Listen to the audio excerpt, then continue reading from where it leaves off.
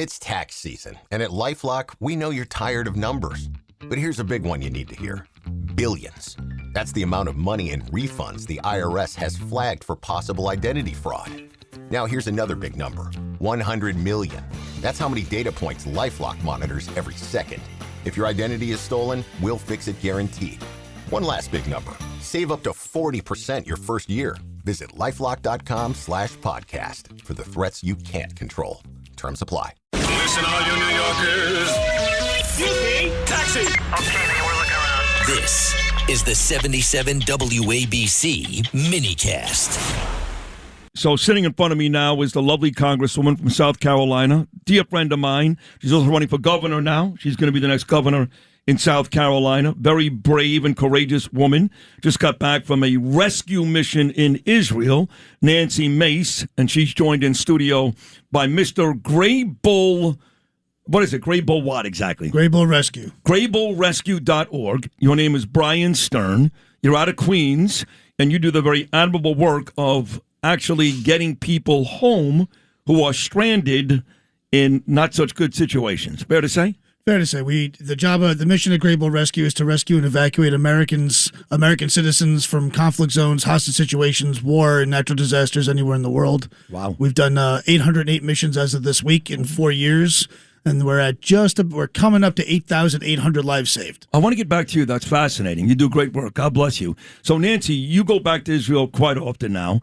This trip was really about getting some of your constituents home. Is that right? Yes, I went over to Jordan to help evacuate the last family from South Carolina out of a very dangerous location in Israel that was getting, just lots of missiles and rockets. How'd you know they were there? I helped evacuate a church last week, a church group, and they told me, hey, we just found out some of our friends from South Carolina are there. This is a mom and 4 boys. And they were scared to death and didn't have a way out. And I said, I'm coming to get you. I'll get some special operations guys I knew were on the ground there, and we'll come and grab you. But then one of my special ops guys introduced me to Bryan Stern with Gray Bull Rescue, GrayBullRescue.org, by the way. You all need to support it. And within 2 or 3 hours, he and his guys were on the road out of Jordan, going to Israel, northern Israel, pretty dangerous spot to get this family out. By the time I landed in Amman, Jordan, he already had the family at the Israeli-Jordan border. And it was a miracle. It was a gift from God. And I thought it was incredible what he's been able to do within hours, within minutes. And when I learned about Gray Bull Rescue and the thousands of people, they know where they are, where they're stranded in the region, and that they needed assistance getting people out, I said, I'm going to stay, because I can't leave and leave Americans behind. And so I got embedded with Bryan over there, and it was one of the most humbling, probably the most humbling thing I've ever experienced in my life. So let me ask you this. You go there with these great intentions, looking to save people from Americans. From South Carolinians, get them home, your own people, right. Yeah. But if you hadn't met Bryan Stern, correct, what the hell would you have done? Oh, well, I had some guys on the ground that were going to go with me into the town where this family was and then help bring them over. I was going to get them a flight back and just, feed them, make them feel safe, because they were in a place, they didn't have a bomb shelter where they were. Whoa. And we're talking the youngest kid was 12. All right. And this is scary. This is a Christian family. They were just there visiting for a couple days. They got caught. They got stuck. They got stranded. And we need to get them out. And so that's what we did. And I can't thank Bryan Stern enough, because he saved this family's life. It was incredible. I'm glad you mentioned their Christian family, because you know, Nancy, what a strong Jew I am. And sometimes my brethren get upset with me because I'm always quick to mention the Christians, right? Look at the job Mike Huckabee is doing as our ambassador. He's not Jewish. Terrific. The truth is that the only way we're going to win this battle, which is now right here in New York with this terrible mayor, and in Michigan, and in Virginia, all over this country. Synagogues all across the country. That's right. The only way we win this battle in this country, in Israel, and around the world is if Christians wake up to the fact that anti-Semitism is running rampant. They join us in this battle. The majority do, because they're fine, good people that are still stuck in that anti-Semitism rut. But again, without the help of the Christian people, quite frankly, Nancy, us Jews, we're screwed. Right, and Christians are in the fight with Jews. I mean, this is a spiritual battle between good and evil, and good will win, but we have to come together. And what we've seen, all the major rise in anti-Semitism in our own country, it's costing lives, and it's very dangerous. And we're even seeing it on college campuses in South Carolina, which is why I need to be governor.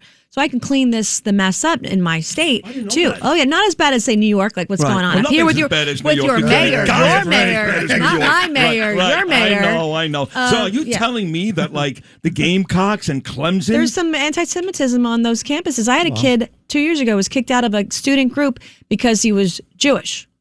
That happens in South Carolina. And so my job is to make sure the Jewish students in South Carolina are treated fairly, treated equally, and are not targeted by people who are anti-Semitic. Oh, yeah. Because I feel like a lot of Jewish people, New Yorkers, are going to Charleston. They are. You got a nice steakhouse. You took Ava there, my daughter. We've got a number of synagogues. Yeah, I got a number of synagogues. Yep. You got good college football. Longest running synagogue in the U.S. is in Charleston, South Carolina. Is that right? Yeah, KBD, yep.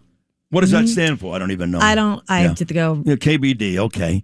So I'm surprised to even hear that you have some of that, but I guess it's everywhere. We have a very conservative synagogue too, with Rabbi Yoshi. I mean, we have the moderate to very conservative Jews down there. Right, yeah, Reform to Orthodox. Yeah. So Bryan, you're closer to the Reform side than Orthodox, yet you've pretty much the last couple of years dedicated your life not just saving Jews, but people in any bad situation of any religion, obviously. Everyone. Right, everybody. So how do you get started with this 4 years ago? You're sitting around your house in Queens. How the hell does this start? Literally, what happened is it was the withdrawal of Afghanistan, and I was a 9/11 first responder here in the city. I was at both collapses. And I was working. It was August 2021, and I was working on my speech for 9/11. I was asked to give a keynote kind of a thing. And I'm also watching the withdrawal of Afghanistan and two big emotional events. I'm an Afghan vet, lost a lot of friends there. Oh, my God. Done a lot of things there. Been there a lot. That was one of the worst. I think you'd have to agree. 13 dead, 13 innocent, brave souls dead, only because Joe Biden was such an asshole. And hundreds wounded. People always forget there are lots of people that came back with no arms and no legs from that day at Abbey Gate.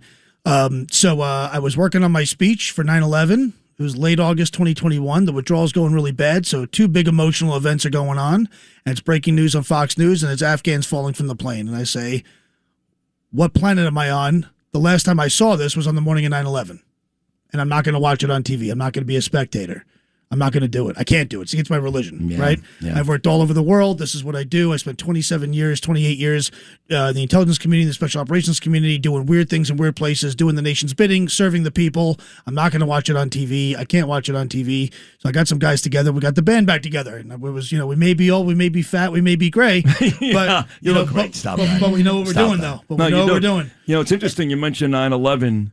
And you're not going to believe this, a lot of you folks out there, but this September is 25 years. 25 years. Can you believe it? I remember I was on the air with Imus, famous guy, Don Imus. Oh, Don Imus, yeah. Yeah, and the night before, the Giants, I was doing sports at the time. I moved exclusively to politics 10 years ago. First 17 years of my career, I was doing sports. So the night before, September 10th, was the first Monday night game of the year. Yeah. And the Giants had gone to the Super Bowl the year before. They got killed by the Ravens in Tampa. But they still got to be on Monday Night Football the first game. They were in Denver, taking on Brian Greasy and the Broncos, and they got walloped, okay? So they land at Newark Airport very early on Tuesday morning on 9/11. And the coach, Jim Fossil, who died 2 years ago, says, Sid, as we were actually parking at the gate, we noticed that United Flight 11, which ended up crashing in Shanksville, Pennsylvania, they were leaving. And he said, the hardest thing for me, Sid, was going to work at Giant Stadium, MetLife Stadium, every day, and looking at Secaucus, at the parking lots. And the cars were there every day. Yeah. They all died. They never got back to their cars. So here we are about to commemorate, I don't use the word celebrate, commemorate 25 years. And you've got a guy in office who hates America. Forget about the Jews. Hates America. How is that going to be for a guy like you? This is tough stuff. The 9/11 community, the survivor community, we're all very close. Friends of mine from the fire department, the police department, we're all getting old, but we're all still kicking. We're all still, those of us that were kids then are old now, And how old are you? You look great.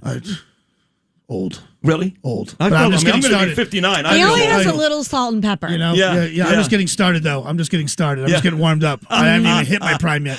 But I want to mention GraybullRescue.org. Like the mission that these guys are doing. You're talking about a smooth operation, evacuating people out. I've never seen anything under these conditions in a war zone, in combat theater, how smoothly this operation went. Were you nervous at all? Was there a little bit of... I mean, sure, going in my first bunker for the first time when missiles are going overhead and not knowing where they're going to hit, it was a little nerve-wracking. When you heard the impacts, it was a little when we first crossed over from Jordan into Israel, it was like, I was like, how far away is that? And what did you say? A few miles. We'll be all right. Not We'll be even. all right. Not even. You could actually go to the little river there. Mm-hmm. It's about 50 feet.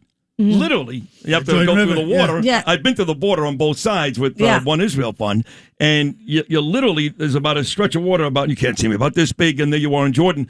Just so you know, I think you know this already, they don't like us very much in Jordan. There's a lot of rumors, and there are more than rumors, that a lot of the weapons that go to Hamas and the bad guys, that all comes through Jordan. So I know that they're part of the Accords. I know that they helped shoot down Iranian missiles during those 2 attacks in Israel. But the truth is, Jordan, not our friends, not in Israel.